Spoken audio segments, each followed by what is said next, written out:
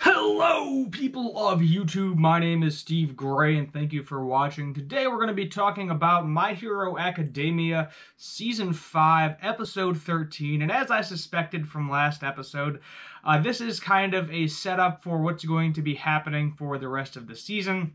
It doesn't look like we're going to be getting any breaks from my knowledge, so we're not going to have like a 2-week break between Episode 13 and Episode 14.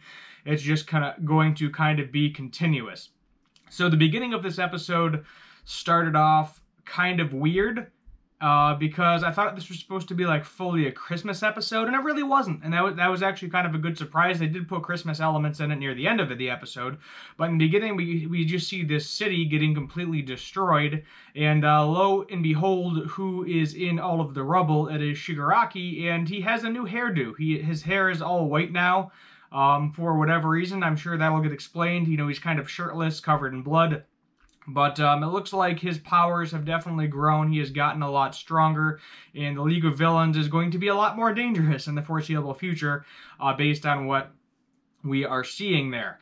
So then we kind of get our little preview that we do with every episode. I must say, this episode did the whole, previous episode thing very, very well. They did it for about like 5 seconds, and I'm completely content with them doing it for about 5 seconds, because then we go right into an interview where Bakugo is being Super Bakugo and Todoroki is being, well, Todoroki. And I thought it was hilarious because during the interview, they were clearly scared of Bakugo. They did not like his attitude whatsoever, and he actually got cut out of the entire interview. Like, part of his head wasn't part of the interview, but Todoroki was there for the entire interview.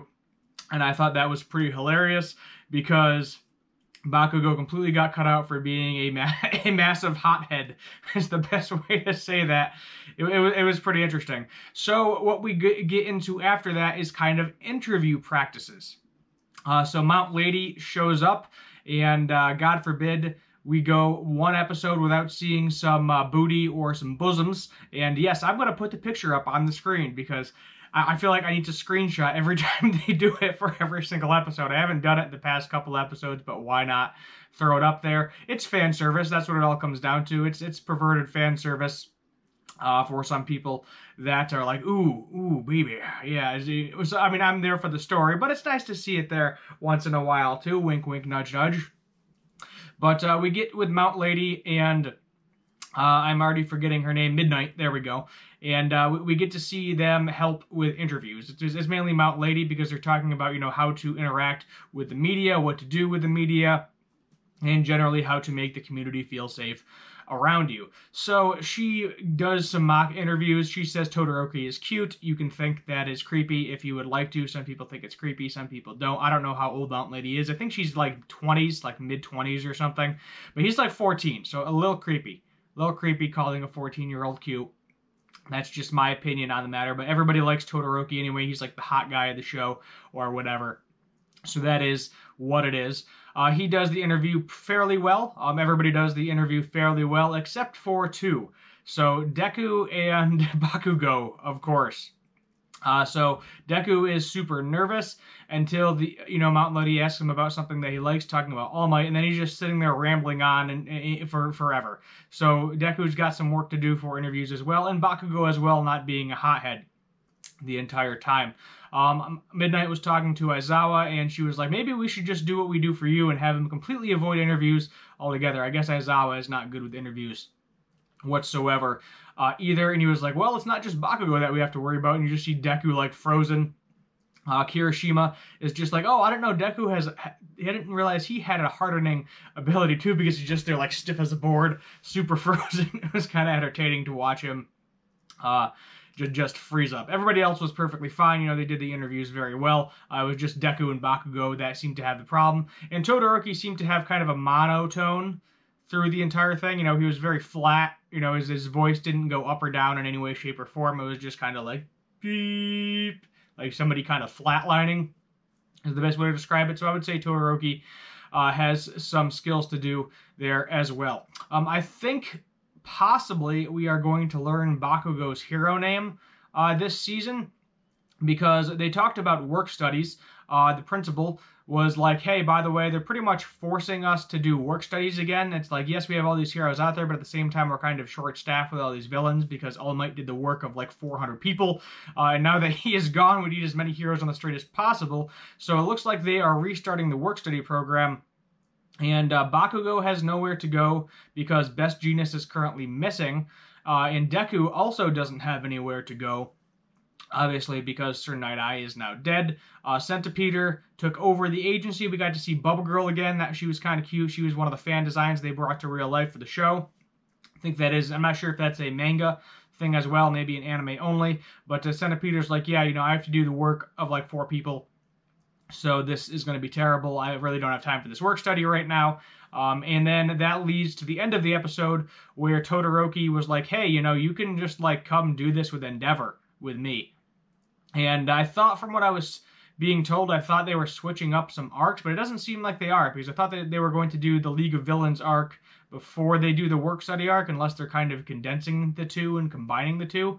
But that's what I was told. There's some sort of League of Villains arc going to happen soon, and then there's a work study arc going to happen as well. And it looks like the work study arc is going to happen first. I think that's how it was in the manga, but I was told possibly that they were going to do League of Villains first and then work study. So we'll just have to wait to see the next couple of episodes how that pans out. It's a possibility that that might end up getting just kind of put on the back burner for right now until near the end of the season.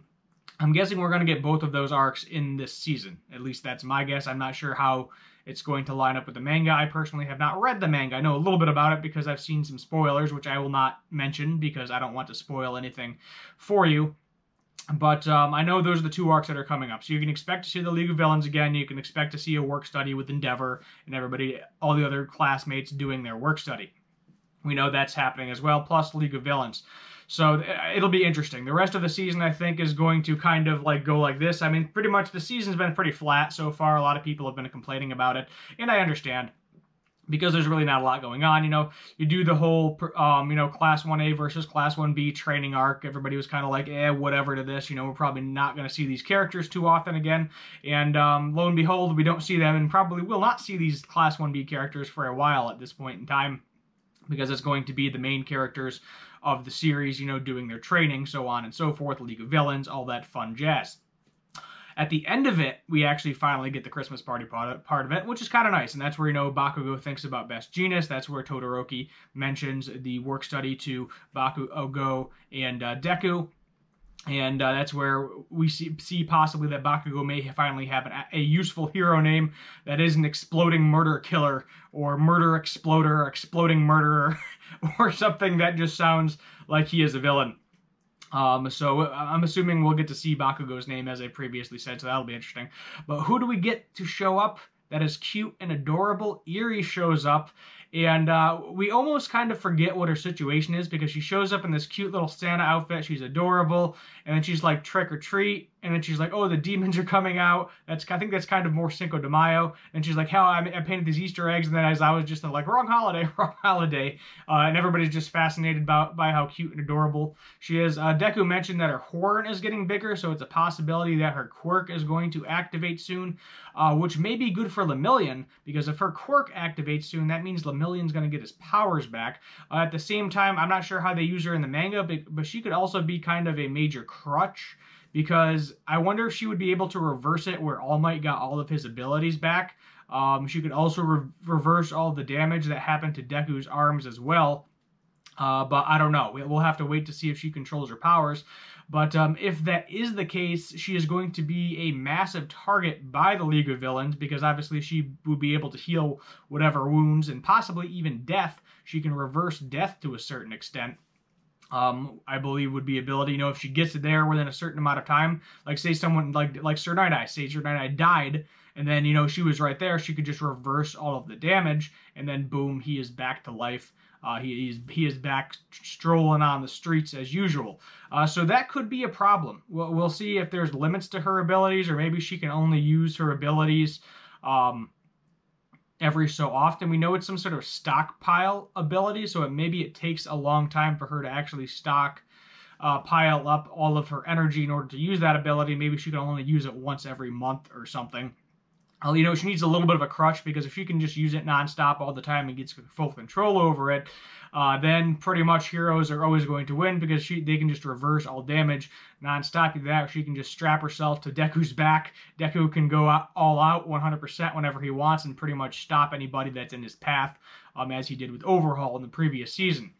So we'll just have to wait and see how that pans out. Next episode, looks like we're getting into some work study stuff. It looks like we might be getting some more information on the League of Villains. We did get to see Hawks briefly in this episode. Mirako was there for like 2 seconds too, kind of more of like a just, you know, saying, oh, look at all the heroes doing all of this hero work, so on and so forth. So we are just going to have to sit back and wait and see what happens. This episode is going to get a 7 out of 10. Not great, not bad. I'm sure the next couple of episodes are going to be even better. What I think is probably going to happen is they're going to be doing all their work study stuff, and then probably there's going to be a massive explosion, and here comes Todoroki, League of Villains, and they're going to have to go deal with that. We did see Dabi in the preview as well. We don't know what is going on with Todoroki, or you know, what kind of crazy training he's doing, or maybe, you know, All For One is somehow communicating with him still. We don't know, but we'll just have to sit back, wait and see what happens. You can look forward to my Rick and Morty reviews. I'll be doing those on Monday, because, you know, it's airing at like 11 o'clock on Sunday, so I'm not doing them Sunday night. So you can look forward to seeing those probably around 4:30, 5 o'clock Eastern time on Monday. Maybe a little later, depending on when I get to them. My name is Steve Gray. Thank you for watching. If you're new here, hit that subscribe button, turn on that notification bell, leave a like down below, and as always, have a good one.